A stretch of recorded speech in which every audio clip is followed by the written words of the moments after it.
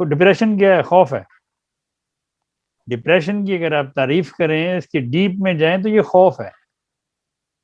تو ڈپریشن والے پیشنٹ کو ہر وقت یہی ہوتا ہے پتہ نہیں یہ نہ ہو جائے، وہ نہ ہو جائے، ایسے نہ ہو جائے، ایسے نہ ہو جائے، یہ ہو گیا تو میں کیا کروں گا، وہ ہو گیا تو میں کیا کروں گی، یہ نہ، یہی ڈپریشن ہے نا. اور کیا ڈپریشن؟ ڈپریشن مینز مایوسی، اور مایوسی اسلام میں حرام ہے. اور مایوسی کی سب سے اعلیٰ دوا وہ ہے اورم میٹیلیکم. اور اورم میٹیلیکم بھی بہادر کرنے کے لیے سب سے اعلیٰ دواؤں میں سے اعلیٰ دوا ہے. بے شک. اورم میٹ کسی بھی بزدل انسان کو دے دی جائے تو وہ شیڑ دل ہو جاتا ہے. اور یہ ڈپریشن کیا ہے؟ خوف ہے، ڈر ہے. خوف، ڈر، ہر وقت کسی نہ کسی چیز کا ڈر. ایسے مریض آئیں، ایسے مریض جن کو ہر وقت، جو اپنے آپ کو کہیں گے ہم ڈپریشن میں چلے گئے، ان کو چاہیے کہ اندھا دھند وہ اورومیٹ کھائیں.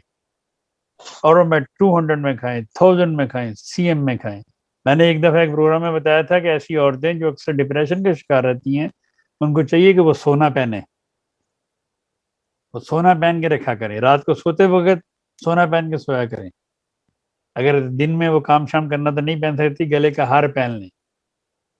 ایسی عورتیں جو ہر وقت ڈپریشن کا شکار ہوں، ان کو چاہیے کہ وہ سونے کے کنگن پہنیں، سونا پہن کے رکھیں. مرد چونکہ سونا پہن نہیں سکتا، اس لیے اس کو چاہیے وہ اورومیٹ کھائے. عورتیں بھی اورومیٹ کھا سکتی ہیں، لیکن ڈپریشن، خوف، ڈر، ان سب کی دوائیں، خوف کی ماں دوا ایکونائٹ ہے، ڈپریشن کی ماں دوا اورومیٹیلیکم ہے.